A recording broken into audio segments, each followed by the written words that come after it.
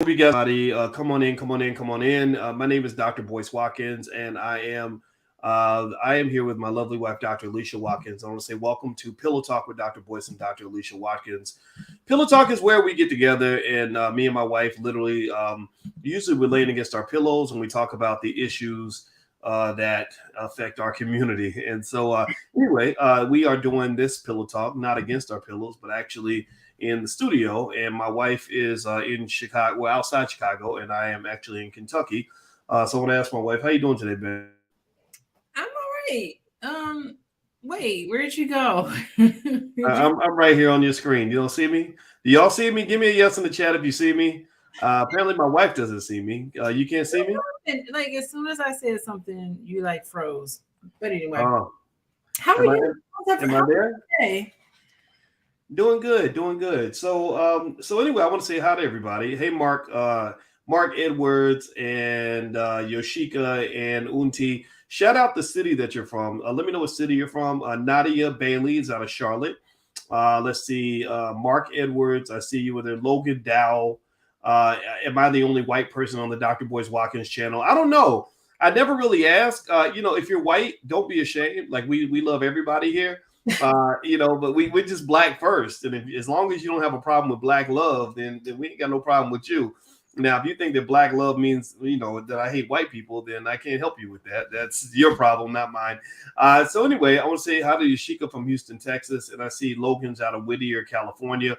And I'm going to pull up something that led me to reach out to my wife about this conversation. So we'll put this picture on the screen. Y'all see that picture right there? Let me know if you see that picture. Do you know who those people are in this picture? Now, I assume you know the man. That is O.J. Simpson. And I put this picture up on my Twitter today. And my Twitter is Dr. Boyce Watkins 1.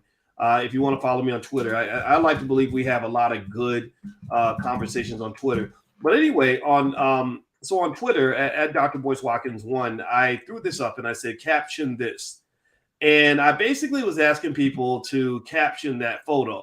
Here you see OJ with his first wife, Marguerite, who is a beautiful lady, very beautiful woman. And these are his two children. And then this is the wife, Nicole Brown Simpson, who unfortunately was murdered around 1994, which led to probably the most notorious trial, in American history, one of the most notorious anyway. And I asked people to caption this, and the captions were really funny. Hilarious, babe. You had to be there. Let me in on it. What was So I asked people, I just said, caption this picture because it stood out to me. The image kind of stood out in the sense of it was like, wow, this guy went from, one thing to another. I'm not going to diss either, his wife at all, his black wife or his white wife, because I don't think that's right. But it was just interesting. I said, wow, his wife is so pretty. And a lot of people felt that he kind of went from point A to point B. And I just said, caption this, tell me what y'all think of this picture. I'm not even going to say anything. And Nadia already captioned it. She said from rags to riches. Or you mean from riches to rags, maybe? I don't know. But anyway, let me read some of these captions. Captions. Somebody said, how to downgrade in life. Another one says, I'm not black, I'm OJ. Let's see, another person says, yeah, okay. Another one says, stay with your black wife and children, black family. The second one says, his first wife should be thankful that she's alive. That's a good one. That's heavy. Another one says, his first wife said he tried to hit her and she hit him back with a pot. Is that true? Did OJ try to hit his first wife and she hit him back with a pot? I don't know. I have no idea. First of all, let me say something about you, boys. Tell me about boys. What, like, I want you to explain a little more. What moved you to put this up on your Twitter and take this poll or spark this type of debate online? What's going on in that little brain of yours? Well, to me, it's not a debate. I'm a fan of the black woman. I just kind of feel like, I feel like OJ. It's like I remember when OJ. How many of y'all give me a yes or no if you even remember the OJ trial? Some of y'all may not even be old enough to even remember like the OJ trial. Do you remember like seeing it and where you were and what your life was like at that time? Give me a yes in the chat. I want to see how many kind of pseudo OGs we got in the building. And Boy, I'd like to know how many of you even remember the trial at all. And the thing is that, you know, a lot of people, I remember a lot of people were saying at that time, they were saying, you know, you shouldn't have been messing with the white girls. You should have kept your black wife, you know, whatever. And that made me just really curious because we talk a lot about his white wife, but we don't talk a lot about his black wife. And I just really think that it's, you know, an interesting conversation just to kind of explore like what was his life like. You know, here he is, he's a strong, handsome man. His wife is beautiful, they got beautiful kids. And then he got, you know, in that world, that Dave Chappelle world, that world that DJ Twitch, you know, was in before he passed, that world that Martin Lawrence was in before he lost his mind, that world that Kanye was in before, you know, before he started, you know, kind of acting out a little bit. And it's almost like it just reminded me of how that Hollywood space can drive people crazy. What do you think about that? well, first of all, the biggest thing you notice in this picture is that Marguerite does not look happy at all. She looks miserable. Did you notice that? Look at her. Look at the other picture, the first picture you showed of this family. You didn't notice the look on Marguerite's face? Well, that could just be a coincidence, though. That could just be because of the picture. But you are right, though. She doesn't look happy right there. Look miserable. Okay, go to the other picture. Both pictures. Both pictures she wasn't. Let me tell you, this lady, she ain't smiling through anything. Let me see if I can find the other picture. Let's see if I can put it up there. Well, you know, let me show you. That's what I noticed. If I Well, okay. Let me just prove you. I think I can prove you wrong on that. I don't think she was chronically miserable. Here's another picture of Marguerite. but it didn't look like she was smiling. That's another picture of her. I guess this is when they were younger, and he knew Marguerite in high school. She was his high school sweetheart. Uh-huh. And I don't think a picture really captures everything about a person's emotional disposition at that time. I don't believe that. I believe that a picture just captures a moment. And anybody ever take a picture where your face is contorted at the moment, you look like you half sleepy and like you're on drugs or something, you know? And so I don't really think that a bad picture or a non-smiling picture means that you're miserable in your life. However, Marguerite, I read some of OJ's bio. It really just his Wikipedia page. And she did say that when he was younger, he was a horrible person. And I actually want to read some of OJ's bio because it's interesting. We know about OJ, you know, when he was basically the America's favorite white man doing the Hertz commercials and all that. We know about OJ when he was America's least favorite black man, you know, when he got, you know, accused of killing his wife. What people don't know is the whole story of OJ. And I think didn't Jay-Z have a song called The Story of OJ? Mm-hmm. Oh, Yeah. that one. Mm-hmm. So what have been your thoughts about OJ? What's your perception of him over time, Alicia? I mean, listen, OJ Simpson was the ultimate person, the ultimate black man, from what I understand. Now I know OJ Simpson was in his prime and in the 80s, and I was like a child of the 80s, so I was really young. But I just remember OJ Simpson being a beast on the field of football. I remember him transitioning into acting. He did that movie Airplane. He was running. My biggest thing about OJ Simpson was running through the airport. I mean, he became like a verb. I'm doing the OJ Simpson through the airport. Like that's what I remember growing up, because was that the Hertz commercials? Yeah, when he was late or something and he had his bags and he's like flying through the airport. Like I just remember him being like the all-American person.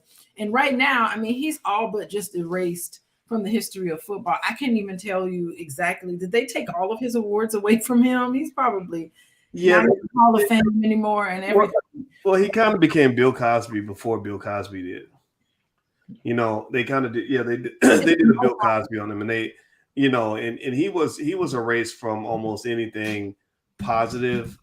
He almost became like a almost like a Nazi type figure, where it's like you are not allowed to believe or say anything positive about OJ. You know, in general, right? Like on television, anything like that.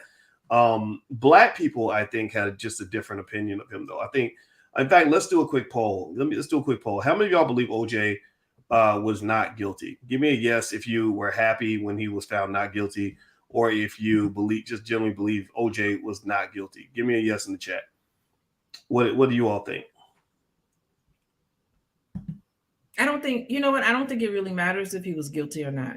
Like, I Mm. think what the biggest thing is just that the image, it's the image. It's this black man who was at the top, the pinnacle of everything it is to be black in America and to be successful.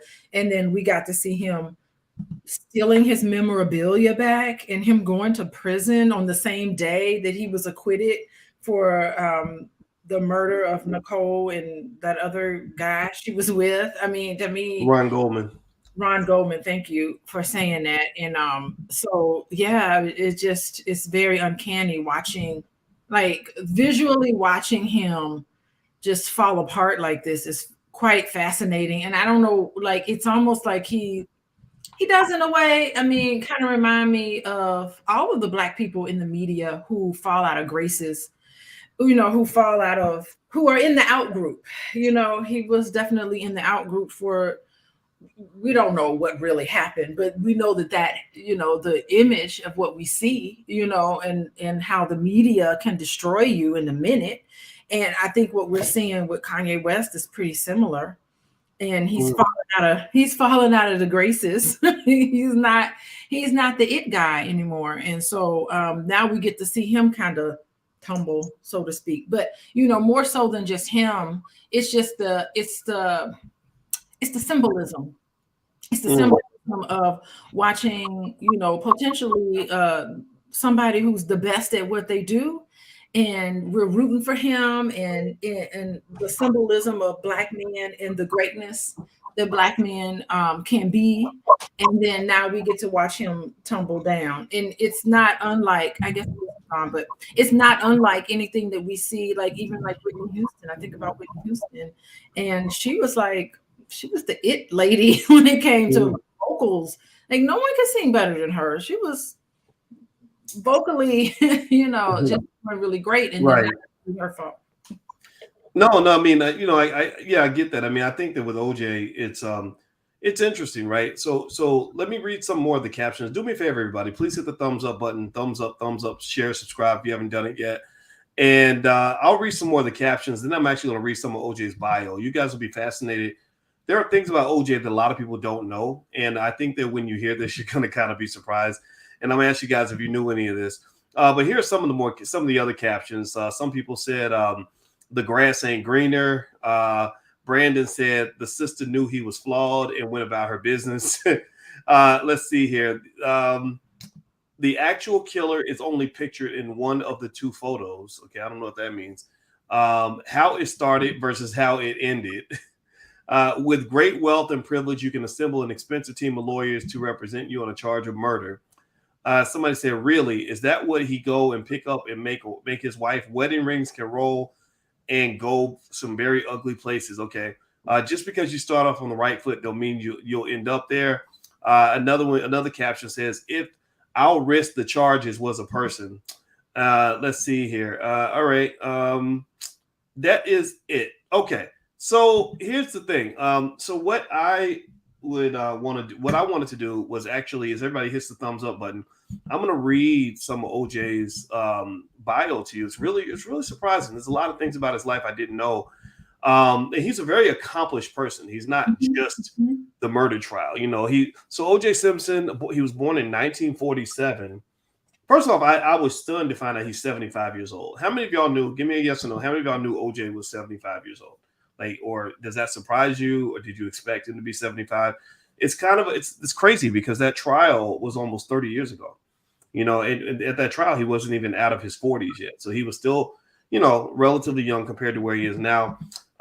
He's nicknamed Juice. He's an American football player, broadcaster for the Buffalo Bills and San Francisco 49ers.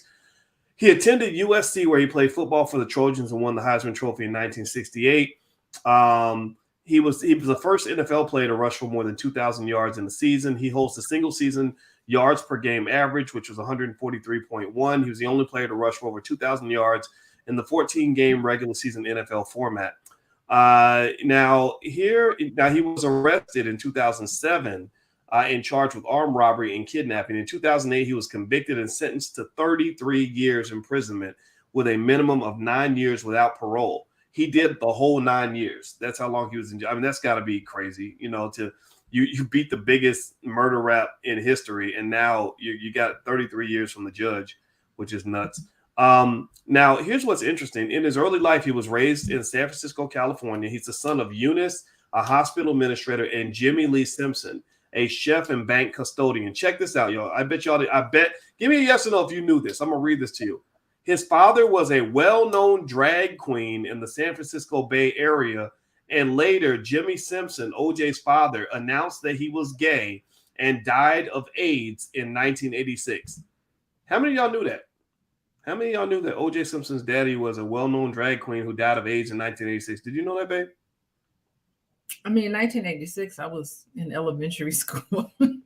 Yeah, I mean, but did you even know that as a historical fact? Like, we know stuff maybe about, like, a lot of people, for example, there's like, and it's crazy how they, go ahead. I'm sorry. Go ahead. No, I would say I have to ask people who are a little older than us, maybe that they remember.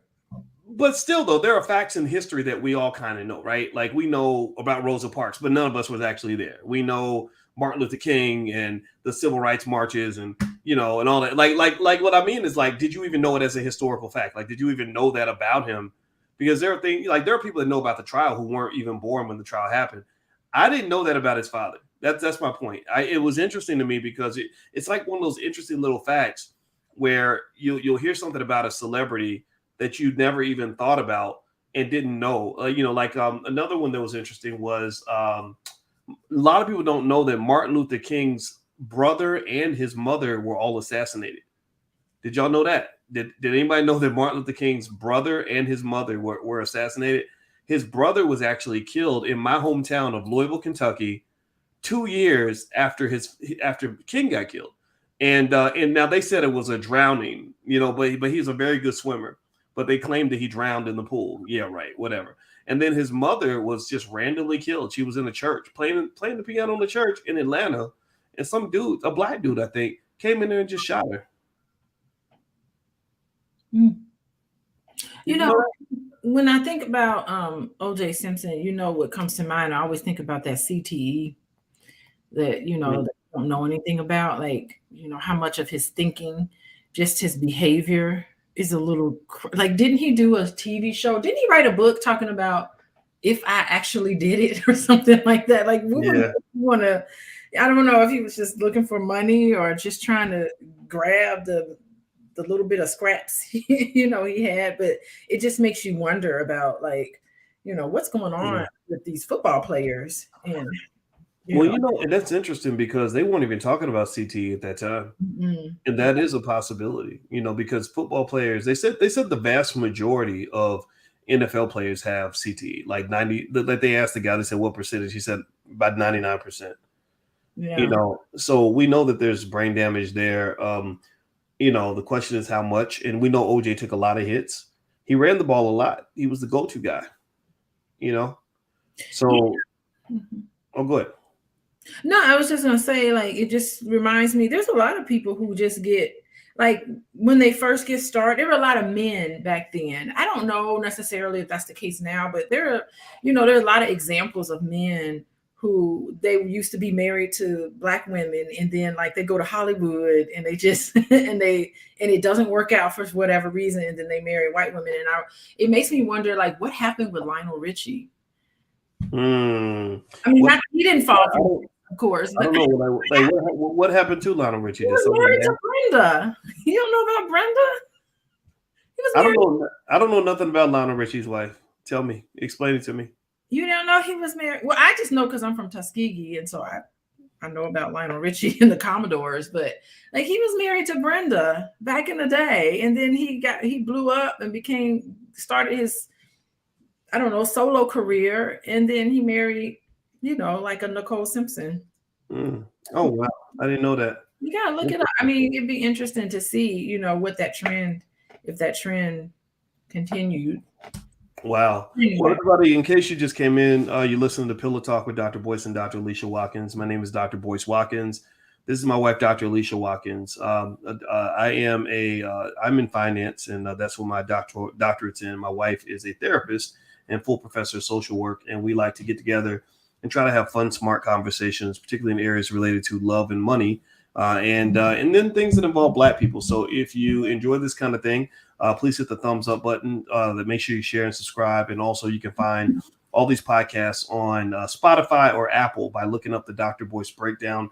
And I want to remind everybody that on the 22nd, Dr. Christina Parks is joining us in the Black Business School, and she's going to do a 4-week masterclass on how to take care of your health in a post-pandemic world. If you remember, Dr. Parks did some extraordinary, amazing testimony for the Michigan House of Representatives during the pandemic. She stood up against what was going on with the pandemic, and she has a PhD in molecular biology from the University of Michigan, and really has a lot of things to kind of warn you about in terms of health and what's going on in our society. So if you'd like to join us, just go to boycewatkins.com. You can find the link right near the top of my website, and we get started on the 22nd, and I will be listening to Dr. Parks.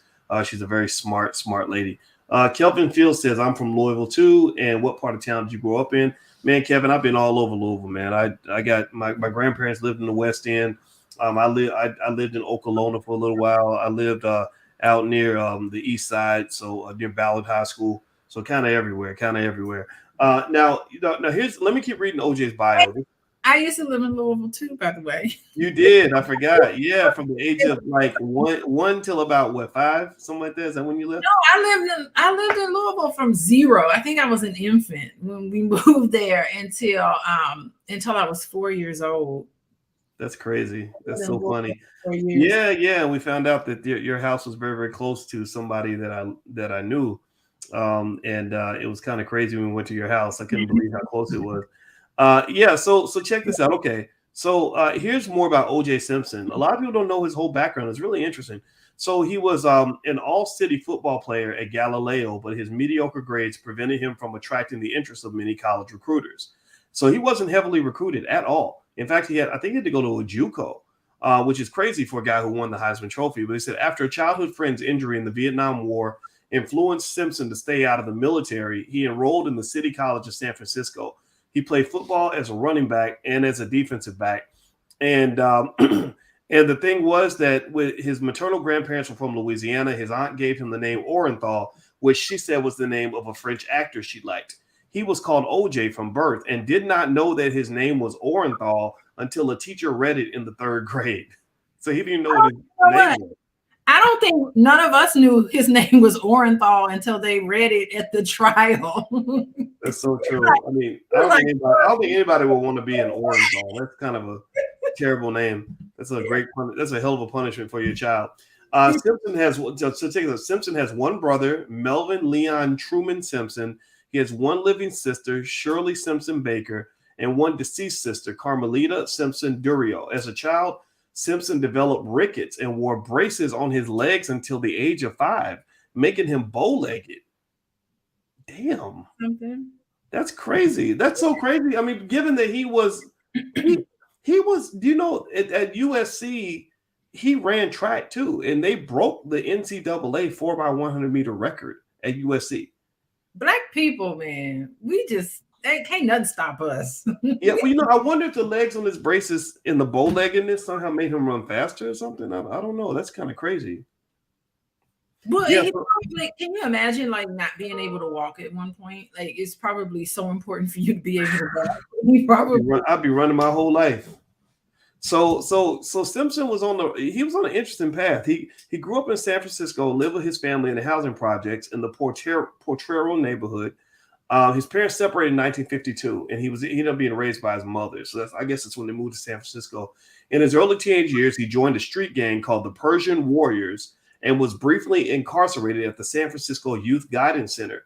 His future wife, Marguerite, his childhood sweetheart, described Simpson as, quote, a really awful person then. Mm-hmm. After his 3rd arrest, a meeting with Willie Mays, during which the baseball star encouraged Simpson to avoid trouble, persuaded him to reform. So it actually does work when you talk to kids.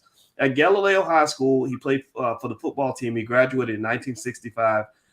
So how about that? So meeting Willie Mays is what changed him, took him out the streets.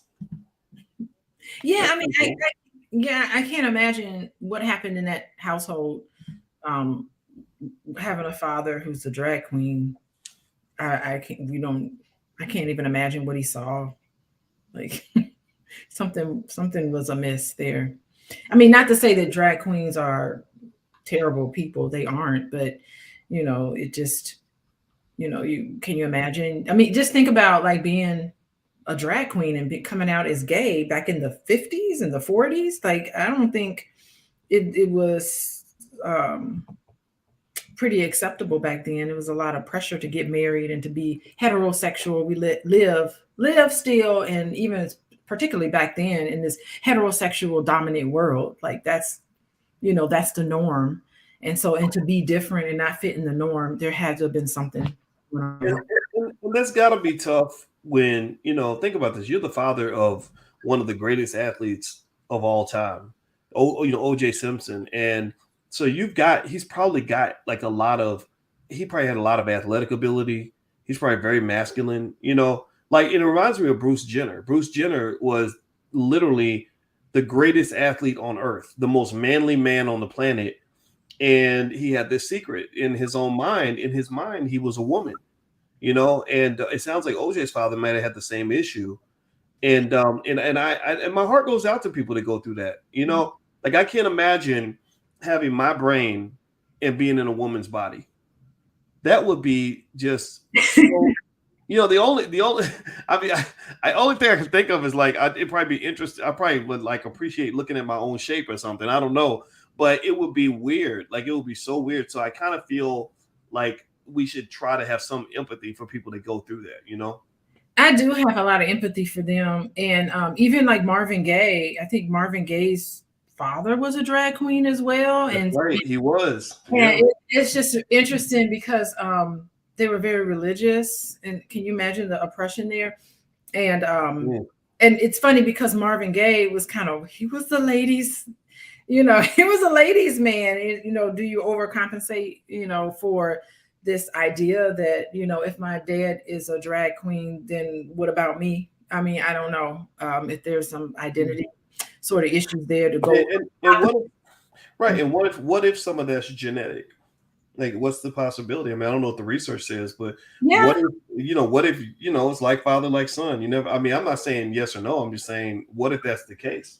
Yeah, I used to do a module in my diversity class about, homosexuality, and I reference Science Daily. I love that. Y'all, if y'all want to know anything about science and any like hard information, I like, how I like data, I like research studies, I like to see what's going on. But Science Daily is one of my favorite websites because it translates all of these top science journals, and then somebody just writes it into like plain language so that anybody could read it. So I like going on there, and there is, there are some scientists who are now saying there is a gay gene, that there is one there's a bunch of different theories about why and how some people are gay, and there's a couple of theories about locating and identifying a gay gene. Yeah. So it could be genetic, but it's still just that in your head, like you identify with your father. I mean, all boys identify with their father very much. And, if you get this information, like, wow, okay, so you're a drag queen, this is not the kind of lifestyle you really want to live. It makes those individuals kind of look at themselves in a different way. So maybe like overcompensating for that, because definitely Marvin Gaye was, you gotta read his story. He was kind of out there, and Lionel, OJ Simpson was, he was a ladies man too. So interesting. Okay, so I'm gonna read more of this to you. Do me a favor, hit the thumbs up button, thumbs up, share, subscribe. You're watching Pillow Talk with Dr. Boyce and Dr. Alicia Watkins. If you'd like a free copy of my book, Financial Lovemaking, or you want to take our Black Love Challenge, feel free to go to boyceandalicia.com. There's the URL on the screen. We have lots of free stuff we'd love to give you. And also, we'd be remiss not to tell you guys that in the Black Business School, we formed the first ever Black financial therapy department. So we've actually got together with some of the best therapists and financial experts on the planet to basically understand the psychological barriers that keep us from building Black wealth. That is something that we're very serious about. We're really excited about it. So feel free to take a look at that. And so let me go ahead and read more of this to you. We're talking about OJ Simpson, and the whole conversation, in case you just got here, it started with this picture. And it started with this picture of that I just saw online. I don't know how I saw it, but I saw O.J. Simpson with this beautiful black wife, Marguerite, these beautiful black children. And then later on, he's with Nicole Brown Simpson. And a lot of people feel like that's kind of when things went downhill. Now, I'm not here to blame Nicole for that or Marguerite. I think that OJ is the one responsible for the life of OJ, right? And that's where I stand on that. But I really think it's interesting. Particularly, it made me think about all the women in particular that were saying, why are we chasing waterfalls? What is it about these athletes? Because you see it a lot. You see these athletes. Let me tell you a story about this, baby. I'll let you get your thoughts on this as a black woman. I knew a guy who worked with the San Francisco 49ers, and he was doing like support, like something with the black males. He was working with the black males. So he goes to the 49ers organization. He says, first, I want to meet all the players' wives so I can talk to their wives. Mm-hmm. And he said, I walked in the room and there was not one single black woman in the entire room. He said, I thought I was in the wrong room. He said, I had to be in the wrong building. He said, there was not one single black woman in the room. Now, give me a yes or no. This is a question for the ladies. Does this bother you? Like, how does this make you feel? It would make me feel like crap. I'd be mad. If black women were doing that, and this is not true that all black men are doing this. It's proven. Most black men, most educated black men marry black women, right? That's a fact. But there's something weird in the water when it comes to the athletes, or maybe you're talking about LA culture. How does that make you feel as a black woman? And how do we even process things like that? Man, let me tell you, it just reminds me when I was in college, and I was friends with some of the basketball players, and just platonic friends or whatever. But the white women was vicious, man. They was all over them. Not all white women, but a lot of the ones I saw were, woo, honey. It was. I had front row seat to like some of the things that they would say to them, and they were very aggressive, and that was something that was outside of anything that I was taught growing up. That's not how you carry yourself around a man.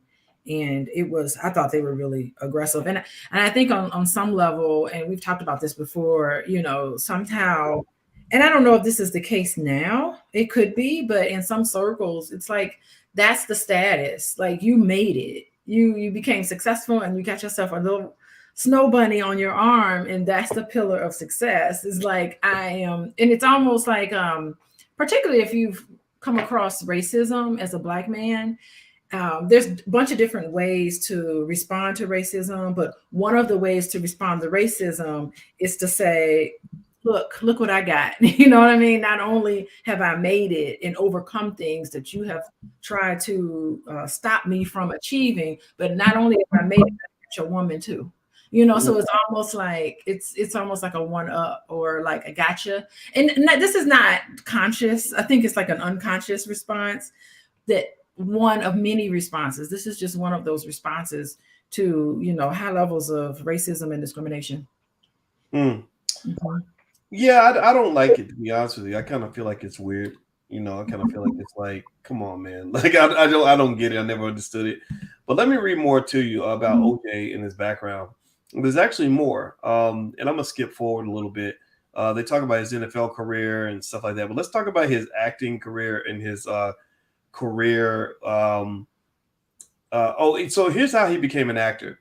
Simpson said he did not seriously consider an acting career until seeing Lee Marvin and Richard Burton while filming The Klansman in Oroville, California, ordering chili from Chasen's via a private jet. He said in 1980 that, quote, the Oscar or the Emmy says you've reached a level of competence in the business, and I would love to have one. So Simpson avoided starring. He specifically avoided blaxploitation films, choosing third or fourth leading roles while studying experienced stars like Marvin and Burton. The Hertz commercials from 1975 benefited Simpson's acting career, but he sometimes intentionally chose non-positive roles. He said, I've got to tear down the picture of O.J. Simpson, the clean-cut athlete, to get believability into whatever part I'm playing. So he was in the Naked Gun trilogy. According to Arnold Schwarzenegger, Simpson was considered by director James Cameron to play the Terminator. Okay, that's new. Oh. Did anybody know that O.J. Simpson was going to be the Terminator? That's crazy. Did you know that, babe? I didn't know that, but I think what you're saying is interesting. It's almost like his measure of success is getting in the white man's movie and winning the white man's awards. That was his measure of success, and he's like, I'm not going to do black films because it's less than. I'm gonna break into these other types of films. Ooh, boy. Like, yeah. I'm not black, I'm OJ. There we go. Yeah. Yeah, crazy, right? That's so funny. Right. Wasn't the this is a tangent. Wasn't the Terminator apparently like written by Sophia Stewart or something? A black lady? Yeah, I think it was. I thought it was the Matrix, but maybe it was the Terminator. I could have sworn she said in one of her interviews. I used to like watch a lot of her interviews, but I could have sworn she also said that she wrote the Terminator too. Well, you know, did I ever tell you that I had a 3-hour conversation with Sophia Stewart? I can't believe that. What was that? Yeah, I don't know how we ended up on the phone together. I don't even remember what the situation was, but we talked on the phone back in like 2010. And we talked a long time. And whenever somebody wants to talk to me that long, I kind of feel like maybe she was flirting with me or something. I couldn't tell. So maybe she's a cougar or something. And what she told me was really fascinating. So she told me we were talking about the Matrix and Neo and all that. And she told me that she designed Neo's character after Muhammad Ali. And she said that the reason was because Muhammad Ali was her first and greatest love of all time. Which is interesting because he was a lot of women's loves. Yeah. And but that's what she told me. I remember that. Say it again. No, I said we could talk about him. He was a ladies for sure, a ladies man. I mean, there's no secret to that. Yeah, well, it's funny now that I'm like calculating in my head some of the interesting conversations I've had. Another interesting conversation I had about Ali was with Al Sharpton. I remember in 2009 I was sitting with Al on his radio show. And we sat together for 4 hours. And Al Sharpton, I don't agree with his politics. I don't like a lot of some of what he does, but he told the most fascinating stories. And whether people know it or not, Al Sharpton is a brilliant man. He's a genius. And, just in terms of cognitive ability, people don't see it, but he's very smart. He sounds, when he speaks is incredibly inarticulate, but. Oh, well, then he does it on purpose then. maybe he does. Maybe so. But let me tell you what he said. I remember he talked about Ali. And he said that Ali was the biggest womanizer that he ever saw in his life. He said I hung out with James Brown. And he said, and James used to have so many women that James could not go to bed without a woman in his bed. He said, we'd be sitting out in the lobby at 4:00 in the morning trying to find some woman that'll get to bed with him so he could sleep that night. And he said Ali was worse than James Brown. So apparently those guys got around. Ooh, and and I guess it's life. And I guess at that time, you didn't get beat up on, for being a ladies' man. Now they would have got Me Too'd into the ground, but still though, it comes with a price. Because I think Ali, he lost a lot of his money from messing with all them different women. So very good. The downside. Apparently he wasn't very good with money. But yeah, my mom said that back in the day she met Red Fox. She was like, Red Fox was just flirting with everybody. Hey, cutie pie. Hey, how you doing? He was in Chicago. They were eating dinner and he was in the restaurant and he was just flirting with every woman in the whole restaurant. It's kind of interesting. And he was another guy that wasn't good with money. Red Fox, Oh, yeah. Well, he died broke. Which is sad as hell. I remember him begging. I remember him on his knees on the Arsenio Hall show, begging Eddie Murphy to help him pay his taxes. Remember that? Yeah, it was sad, to see a guy at that age, and so many great black men with so much money died broke, and it's just sad, but it's life, things happen. And I think we should learn from that, right? Like we can't just repeat what somebody else did, like Uncle Willie messed up. Don't be like Uncle Willie. Learn from Uncle Willie's life, respect him, honor him for the good things he taught you, but then also realize that some of his best lessons might have been reverse psychology. Don't do what I did. That's a bit. I learned. I've had uncles that didn't make the best choices, but believe me, watching them go down taught me a lot about what to avoid in life. So they were kind of like crash dummies for me. So like, okay, okay, so you did that and you went to jail. Okay, I know not to do that now. Well, it does. For some of us, it can come easy, but some people it doesn't necessarily come that easy because there's other things barriers that get in the way. It's interesting. Al Sharpton. When I think of him, I just think of the fact that he's a CIA agent. Like we can't trust anything that comes out of his mouth. Well, he was an informant, right? There's no past tense. Well, no, right. That's what I mean. Like so CIA agent. I don't know if that was the appropriate term to use. However, I think you're talking about informant, and there is some evidence to that. I know. And where it came from was there was a drug deal that apparently Sharpton got caught in, and Brian Gumbel called him out on it. And they have videotaped him, and there's a mafia guy, a white guy who's in the mafia. I forgot his name. I got to look him up, but he has a great YouTube channel, and he told a story about Sharpton. And he said, yeah, I see Sharpton's doing his thing with the black community. I think it's all a hustle, but he said I'm happy for him because it appears to be working or whatever. And he was talking about a deal where something with Don King, and they were dealing with a guy who turned out to be an informant, and he had told Sharpton, like, let's be careful, and let's not do too much until we know for sure. And he said that behind their back, he claimed that Sharpton went and offered the guy a drug deal, and that was when they pinched him, and that's where a lot of people feel like he became an informant. And you're right, I don't think there is a past tense on that, and it's interesting though, right? Because next thing you know, a few years later, he's next to Obama. That doesn't look well for anybody. Yeah, he's in the in group. I mean, what we're talking about here in a nutshell is black people in this system, and it's one or the other. Either you in with the good boys or you out with the good boys. And to be in with the in group, you have to follow a script. That's really what we're talking about.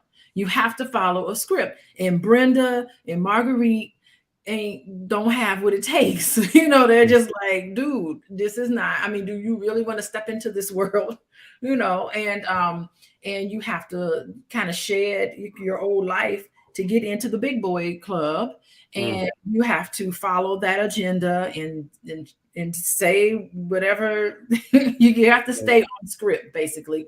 And if you're somebody like Kanye West, OJ Simpson, some of these other people who are off script, it's hell to pay the piper. I don't see, I don't know. I don't want to predict anything. I'll tell you personally what my prediction is. I don't want to say it, I don't want to say it publicly, but it's just not going to look good for you. But I mean, that's what we're talking about.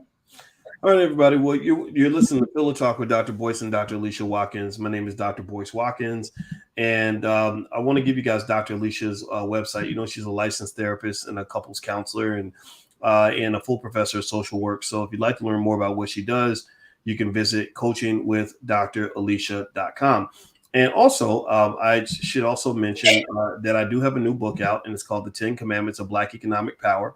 And it is a simple family guide on how to be on code when it comes to your family economics and how to come up with a simple generational wealth plan that will impact your family for 100 years. So feel free to pick up a copy of that. You can go to my website, boycewatkins.com, and the book is right there. So feel free to click that link and take a look at that book. That's my new book. I'm going to do a book tour in the spring, and so we'll come to a few different cities and let you guys know, what's kind of going to be happening in that context. So do me a favor, hit the thumbs up button, thumbs up, share, subscribe. I'm going to read one more thing to you from OJ's bio that really got my attention. And let me see here. Where is it? Endorsements. Okay. So as a child, Simpson earned money by scalping tickets and collecting seat cushions at Kezar Stadium. In high school, he organized dances, hiring a band and ballroom, and charging admission. Let's see here. In 1975, People magazine wrote that Simpson was, quote, the first Black athlete to become a bona fide, lovable media superstar. He used his amiable persona, good looks, and charisma in many endorsement deals. Beginning in 1975, he appeared in advertisements with Hertz. How many of y'all remember the Hertz commercials with OJ running through the airport? Very successful ad campaign. Commercials depicted Simpson as running through airports embodying speed as others shouted to him in the Hertz slogan, "Go OJ, go." So it's like, run, Forrest, run. Right? Besides helping his acting career, Simpson estimated that the very successful Superstar in Rent-A-Car campaign raised the recognition rate among people he met from 30% to 90%. Hertz's annual profit increased by 50% to $42.2 million within the first year. Brand awareness increased by more than 40%. And 97% of viewers understood that the commercials advertised Hertz, avoiding the common vampire video problem. I guess that's when people know the star in your commercial, but they don't know the product. Simpson was so important to the company that the CEO, Frank Olson, personally negotiated his contract, and Hertz used him for an unusually long time for a celebrity endorser. Advertising Age in 1977 named Simpson the magazine's star presenter of the year. By 1984, Consumer Research found that he was the most popular athlete endorser, and a 1990s MCI communications commercial starring Eunice Simpson satirized her son's work. It was his mother. Although Simpson appeared less often in Hertz commercials by the late 1980s, his relationship with the company continued. Simpson was to travel to Chicago to meet with the Hertz executives and clients on the night of the Brown Goldman murder. Whoa. Wow. Mm-hmm. Wow. That's deep. That's heavy. What say you? Any thoughts? Yeah, my mind's going. I have heard every single conspiracy theory around that murder. Than it is. It's all, and all those conspiracies are just flooding through my head right now. So he was getting big. He was big, basically, before that murder. Interesting. That's all I can say. He was really big. Well, check this out. Other products Simpson endorsed included Pioneer Chicken, Honey Baked Ham, Calistoga Water Company's line of Napa natural soft drinks, and Dingo cowboy boots. As president and CEO of O.J. Simpson Enterprises, he owned hotels and restaurants. When Simpson and Brown divorced in 1992, he had $10 million in assets and $1 million in annual income, including $550,000 from Hertz. During the June 1994 police chase, spectators shouted, "Go, OJ, go," as Simpson rode in his white Bronco, which was owned by Hertz. Woo! Isn't that something? So he had the very public divorce, and she was talking about he was abusive, right? Didn't she say that? I didn't see that, but I mean, I could look to see, but I didn't see anything about him being abusive. There may have been, I don't remember. I don't know. Like, I think that O.J. Simpson trial, the day of the verdict, it's almost like a September 11 moment. Like, you know exactly where you were and what you were doing when it was announced. And I think like the really interesting thing was that when the results were announced, Orenthal, when we learned his name was Orenthal, I was in a mixed room. I mean, it was just like, there were like a room at my university at Indiana, and it was just like a big room, and it was racially mixed. And it was just interesting when he was not guilty, all the Black people cheered and all the white people were like in tears. And it was just like, and I was looking at them like they crazy, and they were looking at me like I was crazy. Like, we were all like, "What?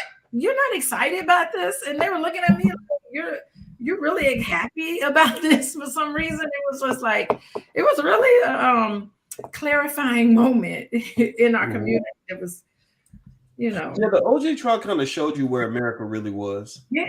I don't know. I mean, I know very few Black people who were not happy about that verdict. And I don't know a lot of white people who were not unhappy. And it's interesting. What was interesting to me is not just the racial divide of happiness versus unhappiness, but how happy people were and how unhappy people were. You know what I mean? Like, I get it if you're just like, well, I thought he was guilty, but whatever. But you're crying. Like, the white girl is crying because he did not get convicted. I'm like, what are you crying for? Are you crying because the Black man didn't get what he deserved? Are you crying because you feel sorry for the blonde-haired, blue-eyed so-called angel that got killed? Like, what's going through your mind that's making you cry over how many? I mean, I don't know. None. I don't cry. I don't cry when I don't cry when murder trial verdicts are announced. I might say, whoa, dude, whatever. But I'm not gonna be like, oh my God, boo-hoo. Like, what is making you cry? That's what I want to ask the people that I was curious. Yeah, I was curious too, because I was like, man, like the glove didn't fit, so he ain't do it. It was almost shout out to Johnny Cochran. I shade Johnny Cochran. Johnny Cochran. I'm like, that's they made that up. I was thinking, like, come on, what's up? Y'all racist. I didn't want to talk to no white person that whole day. I was like, leave me alone. I don't like none of y'all. Y'all think all of us do it. We ain't murderers. We were just, it was like my brother went down or somebody close to me. I don't know why. Psychologically. That's how, you know what? That's how powerful the subconscious mind is. I met Johnny Cochran. He came to my university. Oh, I have his autograph and everything. I have his autograph in the back room back here. I'll show it to you when you come home. If the glove don't fit, he didn't do that shit. He didn't do it. I'm not. Glove didn't fit. Sit down somewhere, Becky. Well, that's true. Like the glove did not fit. Like you had to let him go, even if you thought he was guilty, you had to let him go. The white people did not let that go. They have long memories. Yeah, they're like, no, but we're white. The rules don't apply to us. It's like, no. The glove don't fit. He didn't do that shit. Which is interesting because isn't that how the Kardashians' father, wasn't he involved in that? See how this all kind of comes together? Yeah. Yeah. Wait, not the Kardashian. It's the Jenner. Is it? No, Kardashian, right? Yeah, it was Robert Kardashian. Yeah, and I think he denounced OJ or something before. They all grew up together. OJ Simpson, I think, was like their godfather. Oh, what? Really? They were. I want to say O.J. Simpson was the godfather of Kim and all of them, Khloe and all the Kardashians. I want to say they were really close. They all hung out together. I watched the reality show, so I'm almost certain that was part of their story. Yeah, I feel like Rob Kardashian was OJ's friend. And they called him like his friend and advisor or something. Do you remember that? Yeah, I mean that was my understanding. Is that look at that. Yeah, I'm almost certain I remember seeing that in the reality show. I do watch Keeping Up with the Kardashians. I don't religiously watch it, but I have seen it. And I'm just out of curiosity, but yeah, I'm almost certain they all grew up together. That was like their godfather, O.J. Simpson. Okay. So they were there when the trial was, when it was announced. I think they were all there. But anyway. Well, let me read this last part to you about his wife, Marguerite. In 1967, when he was 19 years old, he married Marguerite Whitley. Together, they had 3 children: Arnell, Jason, and Aaron. Arnell was born in 1968, Jason in 1970. Aaron's born in 1977. This says 77 through 79. I don't know what that means. In August 1979, Aaron, the baby. Oh, that's right. Aaron died. They had a baby die. I want to get your take on this. You're a relationship therapist, and I'd love to get your thoughts on this. So they actually had their 2-year-old die. Aaron drowned in the family swimming pool. And this was in 1979. Now, OJ met Nicole Brown Simpson 2 years earlier. So when the baby was born, and they had 2 kids, a newborn, he met Nicole in 1977 while she was working as a waitress at a nightclub called The Daisy. Although still married to his first wife, Simpson began dating Brown. Simpson and Marguerite divorced in March 1979. So right after their child, or right around the time their child died in the pool, is when they got their divorce. Ooh, boy. Whoa, that's heavy. Yeah, it's complex grief. That's what I'm thinking of.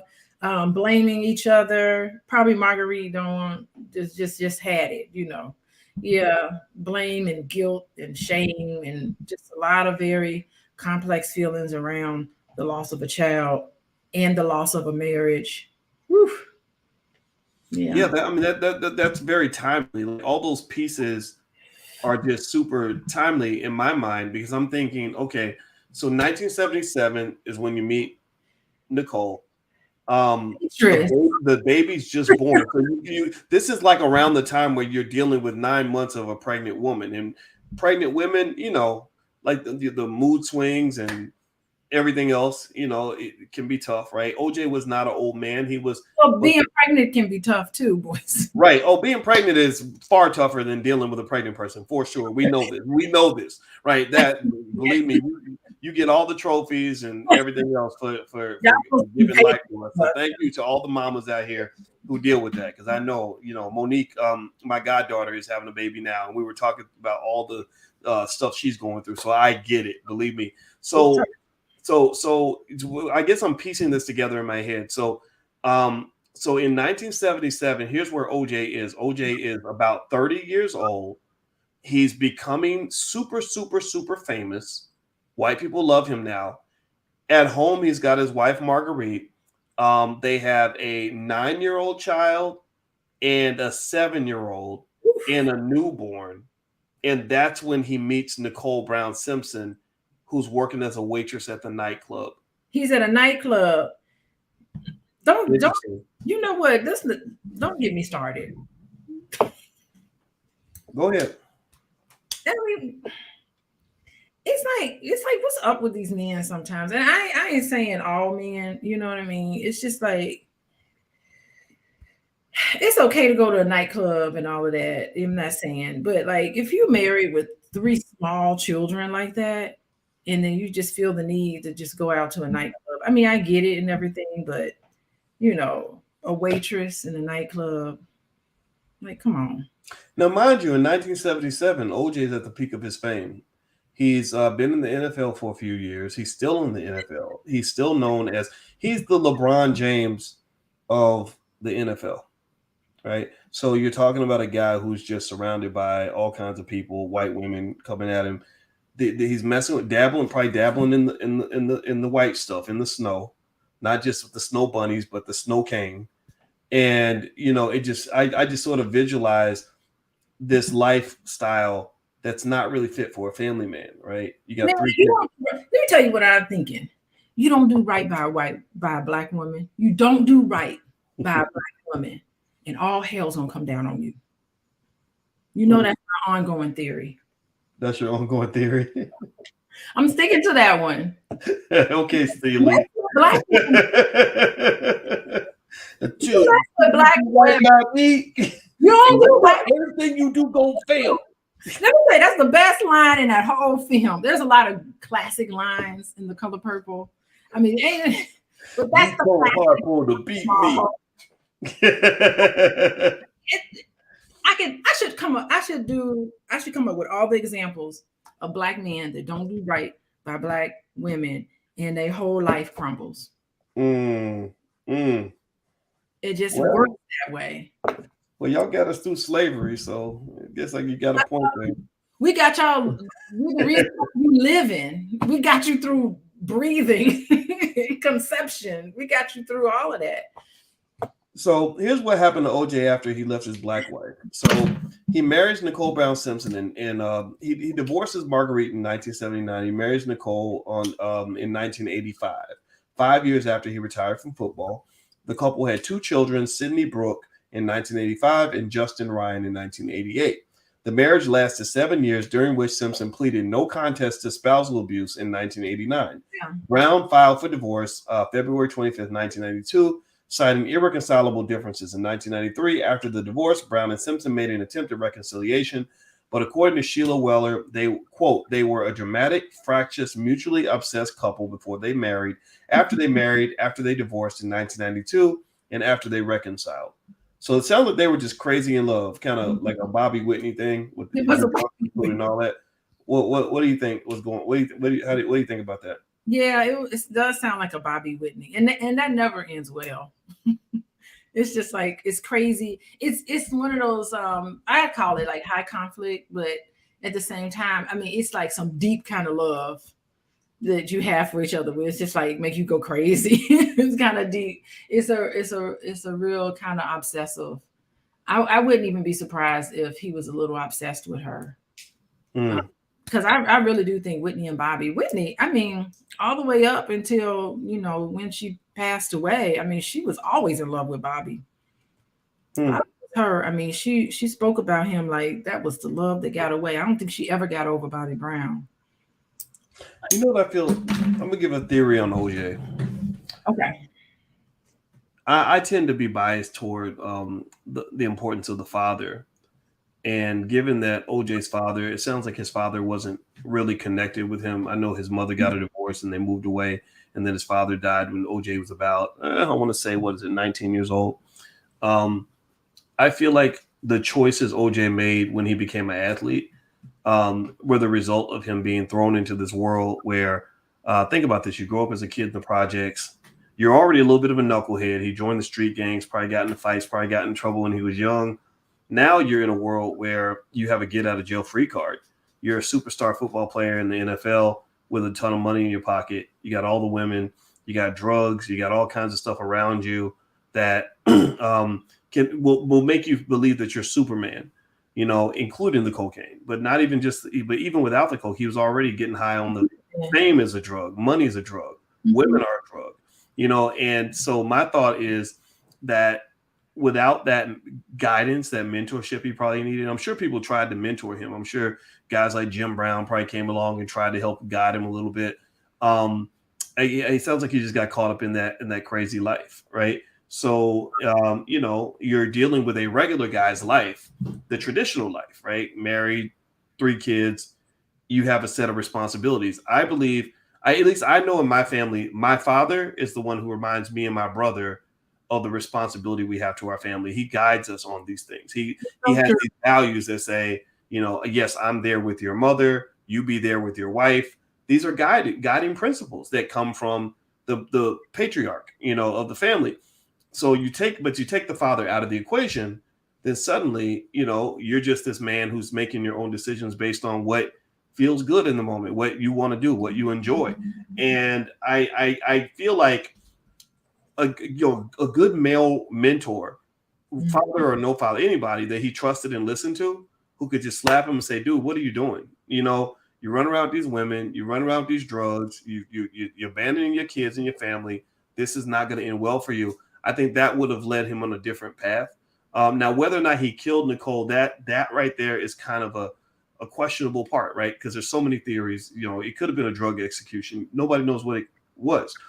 But still, just the environment in his life, it makes me very sad because here you saw a guy, he's just like, to me, his downfall reminded me of the downfall of Bill Cosby, the downfall of Tiger Woods, even to some extent a little bit of the downfall of Mike Tyson, kind of not quite the same, but similar, you know. And I really think when you go into that vortex of fame and money and everything else, you got to have somebody guiding you through that so you don't lose your way, especially when you're a young man. What are your thoughts? Do you have a recent picture of OJ Simpson? Do we know what he looks like? What does he look like right now? He's 75. I'll find a picture. Go ahead and tell me what you think, and I'll find his picture now. No, I mean, yeah, I so agree with what you're saying. It's almost like he's a lost soul, you know, and he's just looking for some acceptance, and he's looking for, I mean, I think a lot of people who just are addicted to the fame, you know, it's more than just the money. They get excited, and they their whole esteem is based on, look at me, you know, things that they can do and people that they can meet and just pictures they take with individuals. Like, I just feel like they get kind of lost and caught up into all of that. Look at that. I mean, that's a real lost soul. Well, you know, OJ's interesting, right? He actually has a Twitter page with a few, I think there's a few 100,000 followers. Go on Twitter. Let's see what he has to say. He says things on Twitter that are very wise. Like, literally, Oh. OJ has turned into the OG. He shouldn't be called OJ no more. He should be called OG because OJ gives some really good advice on his Twitter. I'm not kidding. I think I follow him. I don't remember seeing a tweet from him though. Let me see. I'm gonna find him. But yeah, OJ really actually has a good Twitter account. Let's see. It's the real OJ32. He has 887,000 followers on Twitter. Let's see. I'm gonna share my screen. So those of you who listen on Spotify, you won't be able to see this, but I'll describe it to you. So here, if you go to OJ's Twitter page, let's see here. What's his latest tweet? There's something about congratulations to Caleb Williams at USC. I guess Caleb Williams plays football. I don't know what the congratulations is for exactly. I can look it up. That's an ad. Let's see here. Much respect to Baker Mayfield and also this year's Heisman Trophy candidates. Okay. The best time is yet to come. So he's saying a lot of things for USC football. That's really interesting.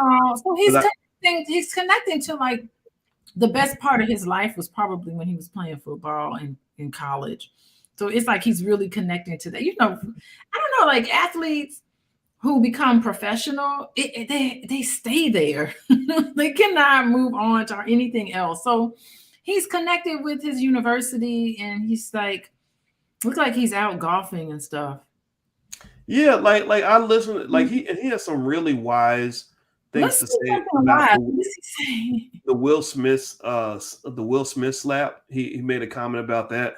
I don't remember what he said exactly. I can't share the audio necessarily if I'll hit the wrong button. But basically, like here, look at this. This sounds so wise. He says, sometimes you're the windshield, sometimes you're the bug. See, that sounds like he's quite super wise. And, you know, and it looks like he's talking about football a lot, you know, which is good, right? He's talking about the Bills, USC. He played for the Bills. He played for USC. Apparently, he's got some fantasy football stuff going on. I imagine he maybe has some deals with like DraftKings and some of these other places because it looks like he's talking a lot about football these days. Congratulations to Elon Musk. Maybe now I can get verified. Monday morning observations. Yeah, so I really, it's interesting, right? Twitter world is me. I'm really happy for OJ. Like, I feel like everybody deserves an opportunity to reinvent themselves. You know, I don't think this man should be judged for things that allegedly happened 30 years ago. I just don't think that's right. You know, at 75 years old, he should be able to turn the page on his life, you know, and move on. But it's something about being a black man where people are like, no, you must pay the price for anything you did, even if you did it when you were 3. Oh, well, that's their rules. You know how we are. We always forgive. Well, yeah. I wouldn't want OJ babysitting my kids or nothing, but we're not saying reconcile. I mean, reconcile is different from forgiveness. There you go. Thank you. I don't get that in your head. Forgiveness means we're gonna get back together. No. Actually, forgiveness doesn't even require the other person to ask for forgiveness. All right. Well, you know what? I hope you all can forgive us for heading out tonight. We are done for the night, and we look forward to seeing you guys again. And so if you could, please hit the thumbs up button, thumbs up, share, subscribe before you go. Also, Alicia's website is coachingwithdralicia.com. So if you'd like to learn more about what she does, feel free to go to coachingwithdralicia.com. She's a licensed therapist and a full professor of social work, and she sees clients on a regular basis. Also, if you'd like to get a free copy of my new book, The 10 Commandments of Black Economic Power, or if you'd like to join us for Dr. Christina Park's special training on managing your health in a post-pandemic world, feel free to go to boycewatkins.com. I put that all on my site, and you can join us. And there's my book, and I'm super proud of it. And I guarantee you that your family will be transformed by what we put in this book. I spent a lot of time on it, and I wrote it just for Black folks. And so there you go. There's my gift to you. So God bless you guys. I hope you guys have a wonderful, wonderful night. And we will check back in with you soon, and we'll talk to you later. Take care now. Bye-bye.